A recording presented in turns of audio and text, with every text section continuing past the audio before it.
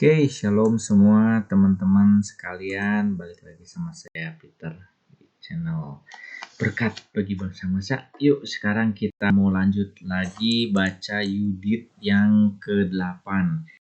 Semoga ceritanya lebih menarik secara jiwa dan lebih menambah keimanan kita secara roh ya.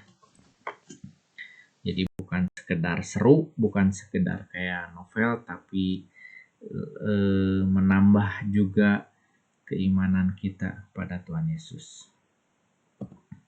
Yudit diperkenalkan. Oke, akhirnya di yang ke-8 Yudit diperkenalkan. Oke, kita akan sama-sama ketahui siapa itu Yudit.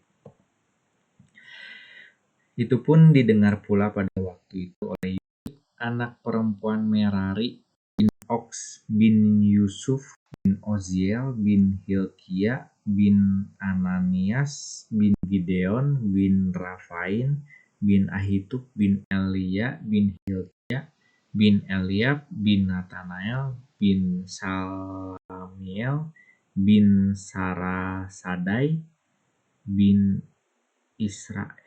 Sarasadai Israel teh maksudnya Yakub gitu. Israel teh kalau misalkan Israel itu Yakub, Sarasadai itu siapa ya? 12 suku Israel atau mungkin Israel yang lain gitu atau gimana ya? Soalnya Sarasadai itu siapa ya? Soalnya kan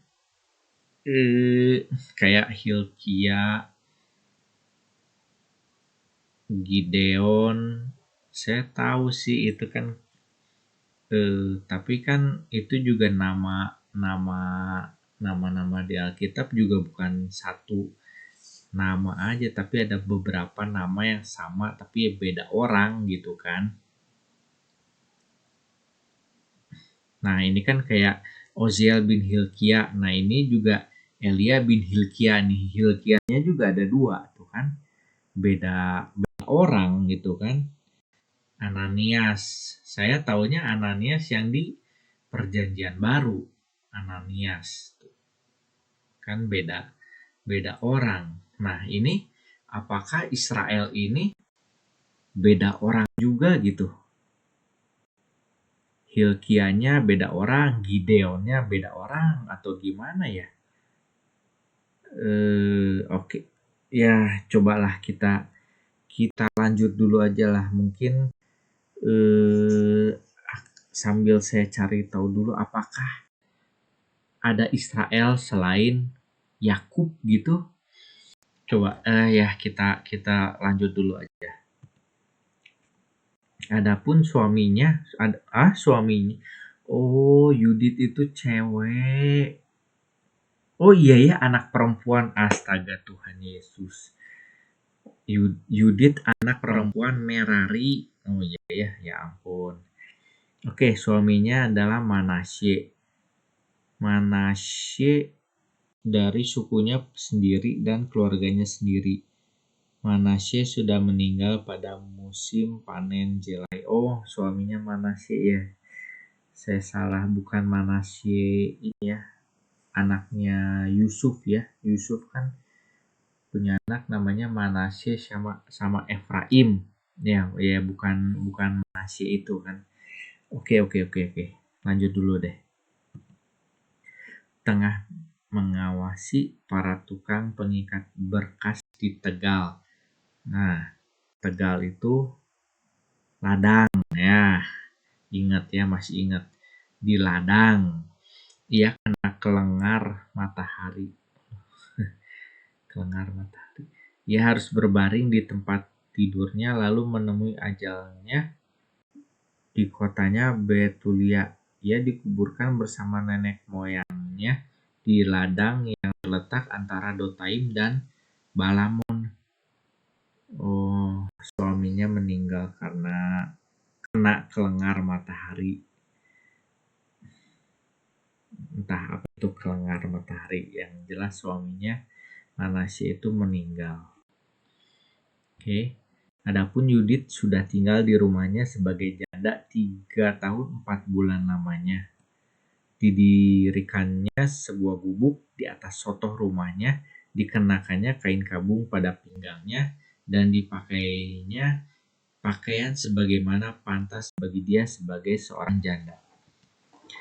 Sejak menjadi janda, ia berpuasa setiap hari kecuali pada malam Sabat, hari Sabat, malam bulan baru, hari-hari raya, dan semua hari bergembira kaum Israel. Ia cantik parasnya dan sangat elok kelihatannya. Suaminya Manasye telah meninggalkan baginya emas dan perak, budak-budak dan sahaya-sahaya, ternak dan ladang. Ia tinggal di tengah miliknya itu.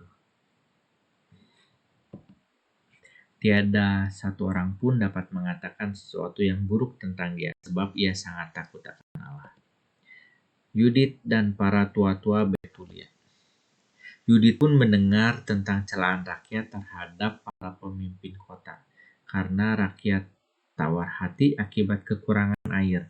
Ia pun mendengar pula tentang segala sesuatunya yang telah dikatakan Uzia kepada rakyat, yaitu bagaimana Uzia bersumpah kepada mereka akan menyerahkan kota itu kepada orang-orang Asyur sehabis tempo 5 hari. Ya, masih ingat ya, karena sudah terjepit, rakyat marah. Akhirnya Uzia minta perpanjangan waktu, ya, injury time 5 hari dulu. Oke. Maka Yudit mengutus dayangnya yang mengurus segala miliknya untuk memanggil Habris dan Harmis, orang tua-tua kotanya. Setelah mereka datang kepadanya, maka Yudit berkata kepada mereka, "Dengarkanlah aku ini, hai pemimpin-pemimpin penduduk Betulia. Memang tidak tepatlah apa yang telah kamu katakan pada hari ini di hadapan rakyat. Kamu telah angkat sumpah demi Allah dan kamu telah mengatakan bahwa kamu akan menyerahkan kota ini kepada musuh-musuhnya apabila Tuhan dalam hari-hari ini tidak memberikan pertolongan kepada kamu." Ya, masuk akal sih. Ya, karena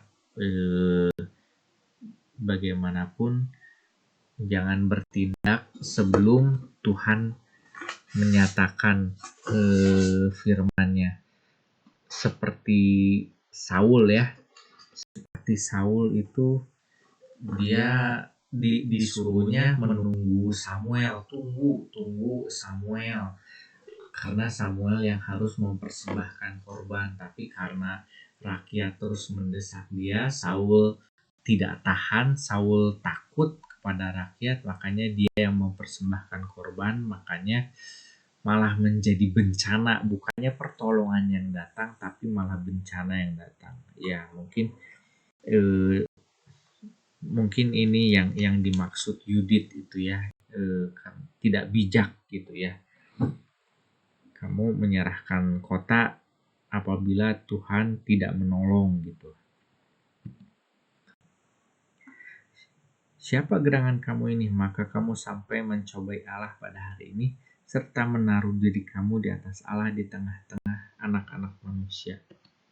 Masakan kamu hendak menguji Tuhan yang Maha Kuasa? Kamu tak pernah mengerti apa-apa. Sebab lubuk hati manusia saja tidak dapat kamu selami, dan pikiran-pikiran sanubarinya tak dapat kamu mengertinya.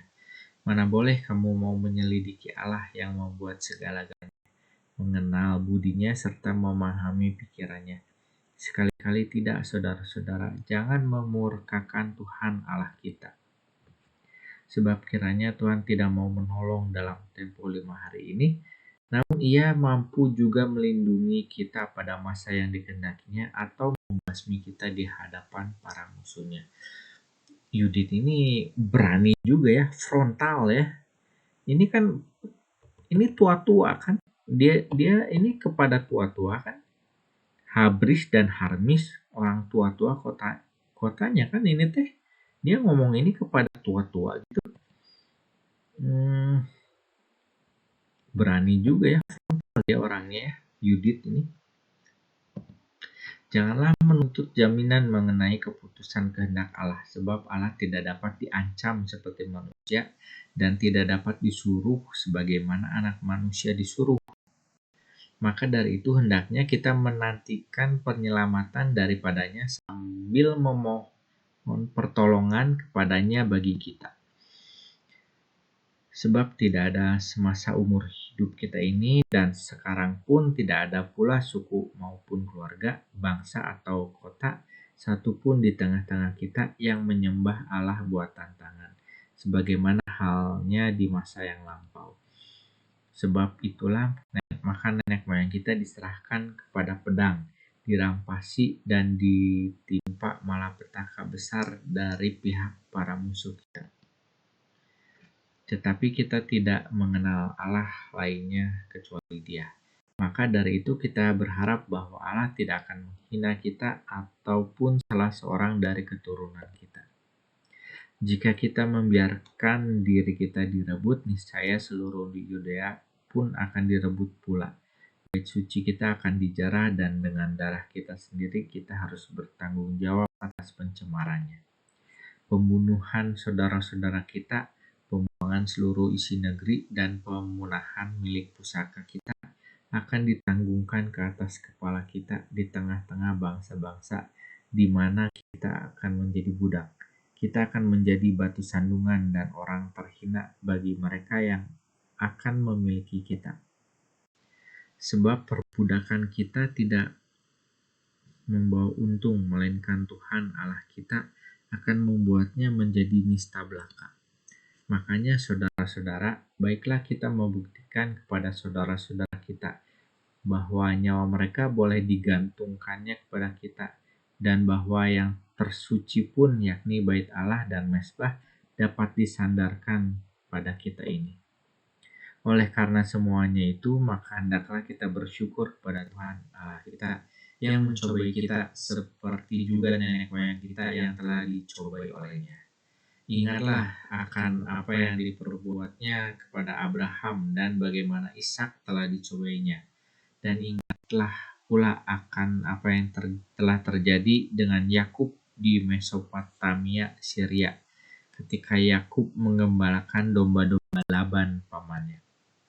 Memang sebagaimana nenek moyang kita itu telah dibesut oleh Allah guna menguji hati mereka, demikian pun kita ini tidak dihukum olehnya, sebab orang-orang yang dekat kepadanya didera oleh Tuhan sebagai peringatan.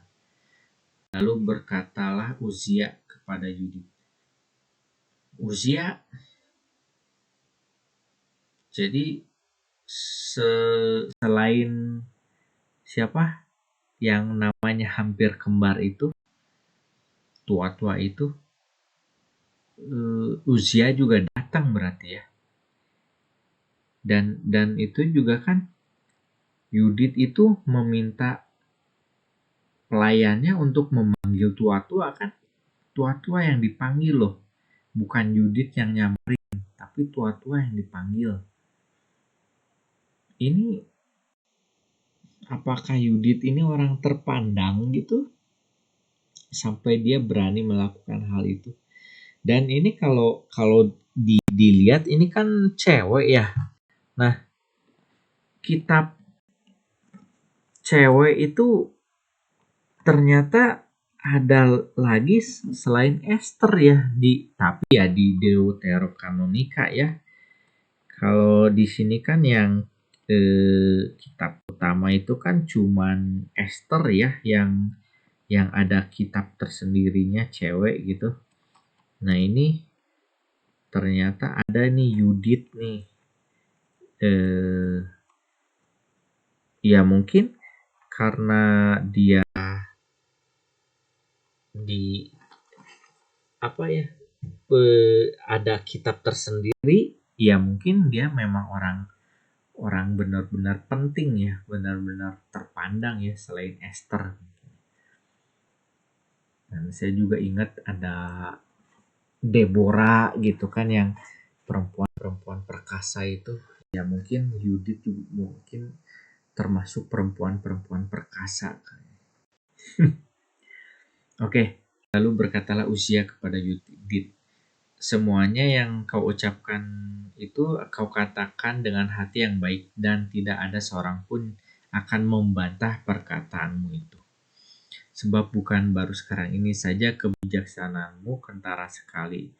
Oh ya, betul ya, memang sudah dari dulu selain terpandang dia dikenal sebagai wanita yang bijak seperti itu, dan kebijaksanaannya pun kentara sekali ya, benar-benar apa ya, ya penting lah, jadi kebijaksanaannya benar-benar ini sudah kayaknya sudah membantu banyak orang kayaknya. Tapi sudah sejak permulaan umur hidupmu seluruh rakyat mengenal pengertianmu. Buset tuh kan, sejak permulaan umur hidupmu gak ngerti juga nih, berarti dari kecil gitu maksudnya seluruh rakyat mengenal pengertianmu.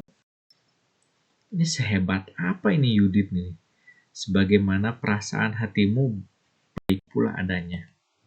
Akan tetapi rakyat sangat kehabisan dan kami dipaksa untuk berbuat sebagaimana yang telah kami katakan kepada rakyat, dan terpaksa kami mengikat diri kami dengan sumpah yang tidak dapat dibatalkan lagi. Atau mungkin jangan-jangan Yudit ini termasuk tua-tua, maksudnya wanita yang sudah sepuh mungkinnya, yang sudah berumur kayaknya mungkin ya.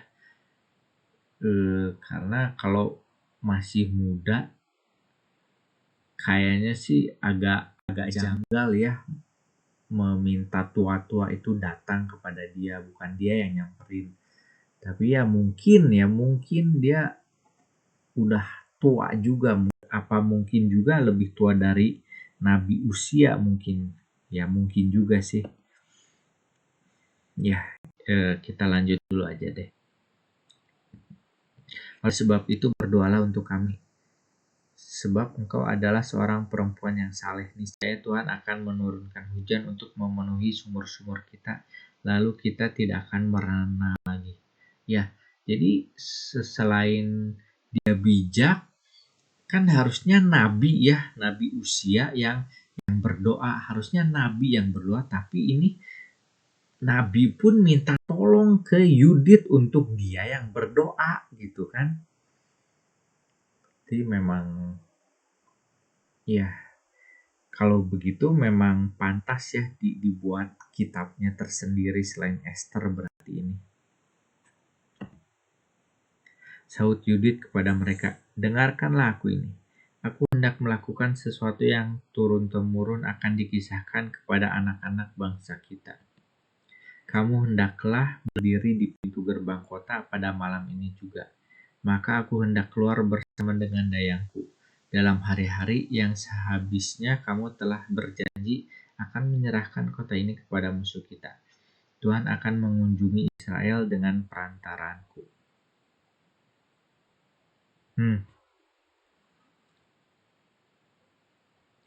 Berarti ini sehebat siapa tuh, Nabi Bileam. Berarti dia setara dengan Bileam. Bileam itu dengan sangat berani.